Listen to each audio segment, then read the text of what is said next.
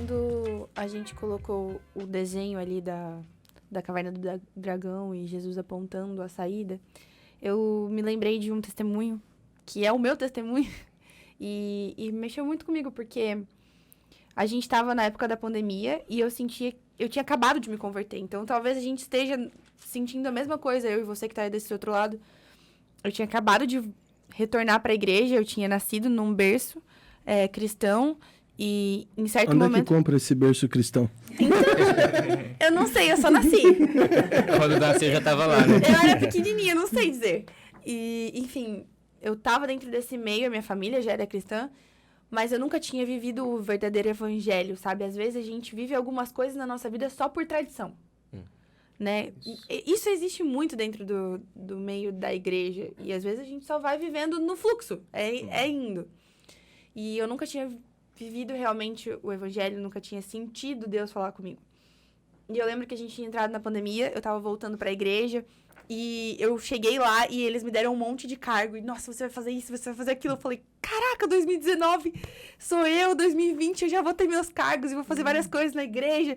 E eles tinham, pra ter uma noção, eles criaram um cargo dentro da diretoria da igreja pra que eu pudesse participar de tão animada que eu tava, tipo, querendo tanto fazer. Que era o cargo de líder de missões. Tipo, nunca tinha visto isso antes, mas enfim. E daí o cargo foi criado, e daí eu tinha que agendar as missões pra gente ir pra cidade e viver o evangelho, cumprir o ID, que é tão pedido pra Jesus. Por Jesus, né? E aí, enfim, eu fiz uma agenda. Cara, peguei 2020 e comecei. Ok, em fevereiro a gente vai visitar os asilos e vai visitar o orfanato. Pá. Pronto, fevereiro foi. Agora, março, abril, maio, e sempre inventando alguma coisa. Não, agora a gente vai pegar uns balões, entregar na rua, abraço grátis, não sei o quê. Uma agenda, cara. Eu fiz o planejamento. Falei, agora, 2020 é nosso ano. Não tem como, o inimigo chora. Enfim, passou o carnaval ali, a época de carnaval, quando a gente sabe que Brasil só começa o ano pós-carnaval. Passou o carnaval, pá, tudo fechado. Eu, como é que é? Você vai ter que me desculpar, Jesus, mas não era esse o nosso combinado. Ou seja, os meus planos não tinham sido como era pra ser. E aquilo me decepcionou. Tipo, foi literalmente estar sem saída, porque a gente não podia sair de casa. A gente tava dentro. É verdade. Não tinha como, era quarentena. E daí cara, a gente não pode sair, a gente não pode falar com as pessoas, eu tô queimando aqui, quero levar o evangelho, e como que eu vou poder fazer isso? E eu lembro que eu entrei no meu quarto, tranquei a minha porta, e esses são os momentos mais importantes da sua vida. Tô te dando esse conselho agora. Se por acaso tá passando alguma coisa difícil na sua vida, você fecha a porta do seu quarto, eu desligo a luz e ora. Ora. Entrega tudo que você tá sentindo dentro do seu coração. Fala pra ele.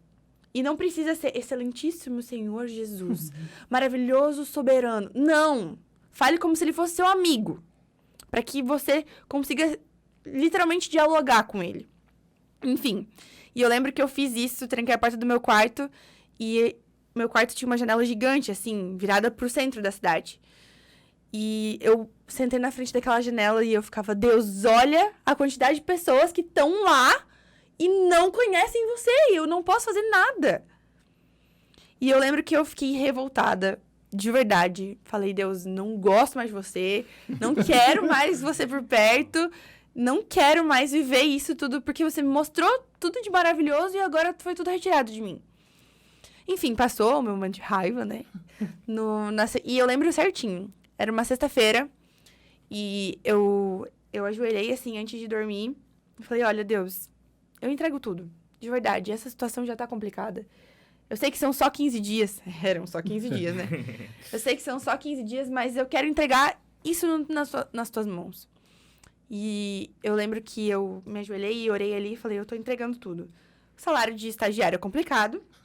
O tudo que eu tinha... Tu ganhava salário como estagiário? Amém. E eu lembro que a única coisa que eu consegui conquistar foi um celular. E daí eu falei, olha, tudo que eu tenho é isso e pronto. E eu fui dormir, era uma sexta, eu enfim, no Instagram ali, eu vi uma live de alguns amigos. Eles fizeram uma live, tipo, muito simples. Só dividiram a tela ali e começaram a falar sobre as dificuldades na universidade, enfim. Como ser um cristão na universidade.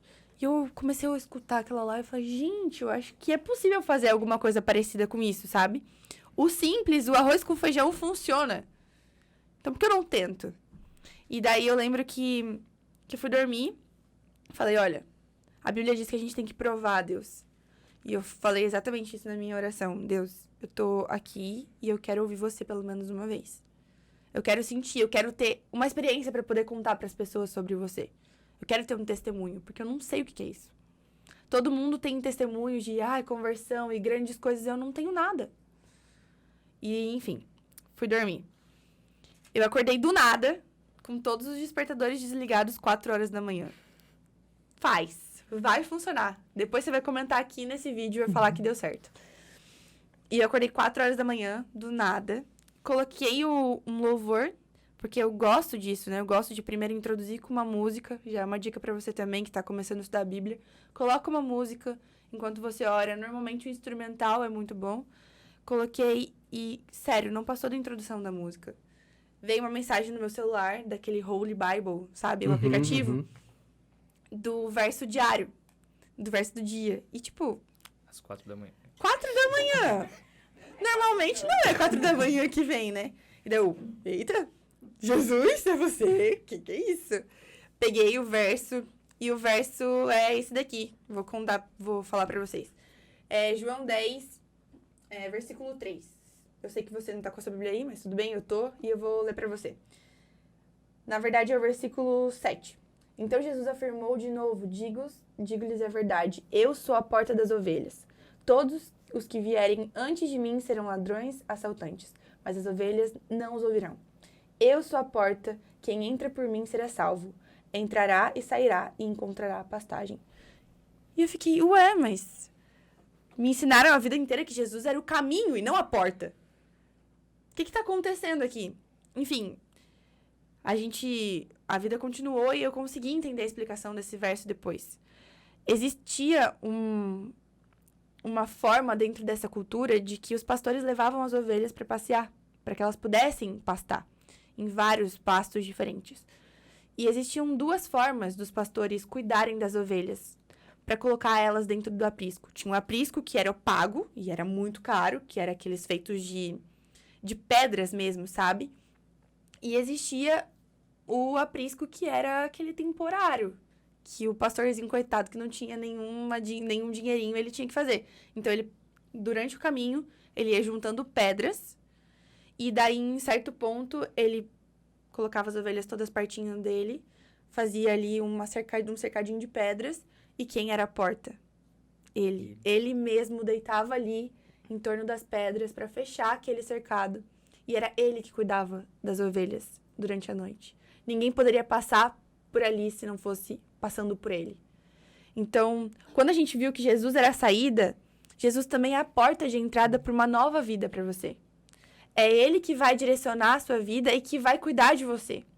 Talvez você esteja passando por grandes dificuldades e ladrões, assaltantes, leões, lobos, eu não sei o que tem passado.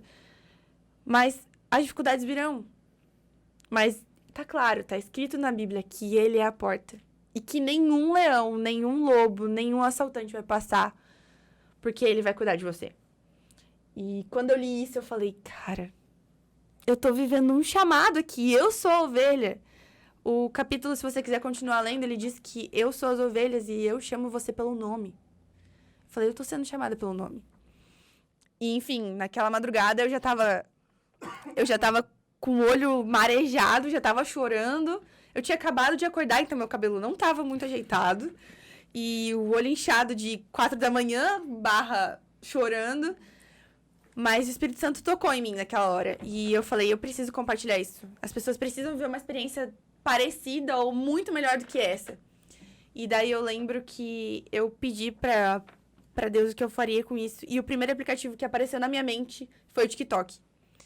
Eu peguei ali o TikTok e, como é um aplicativo muito fácil de você gravar e editar vídeos, foi isso que eu fiz.